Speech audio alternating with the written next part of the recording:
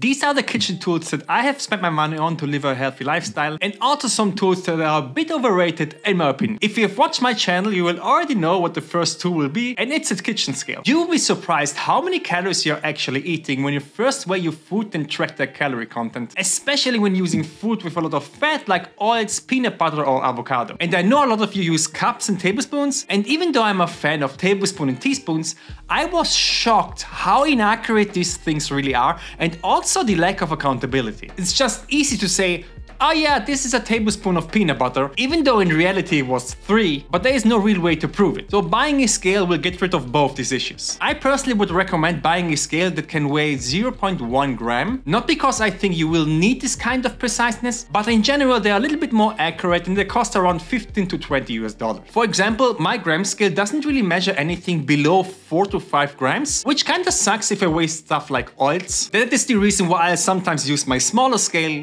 when using stuff like oils, butter or seasoning. The next items are these meal prep container. I bought these glass containers from Amazon for around 40 US dollars for 5 with a lid. They are great. They can be stored in the freezer, you can use them in the microwave and also in the oven, and they have space for around 1 liter each. Meal prepping is something I would recommend doing a lot, not only because you can cook healthy stuff in advance, which will help you going less often to a restaurant, but also because it will save you a lot of money because you can buy food in bulk, which is generally cheaper. Next up on the list is a stainless steel non-stick pan. This one has a diameter of 24 cm or 9.5 inches, which is the perfect size for 1 to 2 serving dishes. I bought this from Amazon including the lid for around 40 US dollars. Important is only that you don't overheat the pan for a longer period of time because this will remove the coating, and always use a silicone spatula and not something with steel for the same reason. Also, what is quite useful is buying a brush, especially if you don't have access to oil spray. You can add oil out of the bottle and then you can brush the entire surface of the pan and you can save on calories for the oil. Next up is a instant food thermometer. And you might ask now, why the heck would I buy this for a healthy lifestyle? Here's the reason. If you are losing weight, and I know a lot of you watching do, you will probably eat a lot of chicken breast and generally lean meats. If you do so, it's important that you not overcook the meat or you will end up with a dry and tough mess. And this is where this little tool will improve the juiciness and texture of every meat that you buy from now on. I bought this for 15 US dollars on Amazon. Next in the list is this bowl set that have a lid for every size. I bought these a couple of years ago in different colors and they are really amazing. Not only are they perfect for overnight oats, yogurt or different kinds of bowls, this bigger one is the perfect bowl to make air pop popcorn. Stop buying overpriced popcorn bags that are most of the times filled with oil or butter. Buy this instead, then you can simply add plain corn kernels into this, put the lid on top and microwave it for 3 to 4 minutes, add some salt, and there you have quite a healthy snack for watching your next Fellow video. The next tool is my air fryer. Now, I was honestly not the biggest fan for this thing for the longest time, because at the end of the day this is just a convection oven with a fan. However, not only is this the perfect tool for anyone that has a tiny kitchen without an oven, it's also more convenient, it uses less energy than the oven, and it's also quicker. After using this thing for about a year now, I'm absolutely loving this for potatoes, vegetables or even chicken thighs. You can make great food with it without adding too much oil and thus too many calories. So I personally bought the Ninja air fryer for $169, which is quite expensive, but honestly this thing works perfect and has also a lot of space. I personally think investing the money into this is well worth it. Speaking of Ninja, the next tools that I use a lot are my 2 blenders. I have the big 2-in-1 and also the small mixer. If you are into making these giant protein ice creams or also you are blending up a lot of soups, I would recommend buying the big Ninja blender. It's perfect for these kind of recipes. If you make more smoothies or you use the blender for making sauces, I would recommend the smaller one. It's also perfect to make something like your own oat flour. I bought these both on Amazon. Again, they are not the cheapest blender, but in my experience it's better to spend a little bit more money into a blender that you use a lot. It will last you a lot longer. Lastly, let's talk about some in general helpful tools and also some that are a bit overrated in my opinion. First, a cool thing to use in general is one of these peeler. I think they are called Y peeler. This thing will make your life so much easier when peeling carrots, potatoes or fruits. It costs $5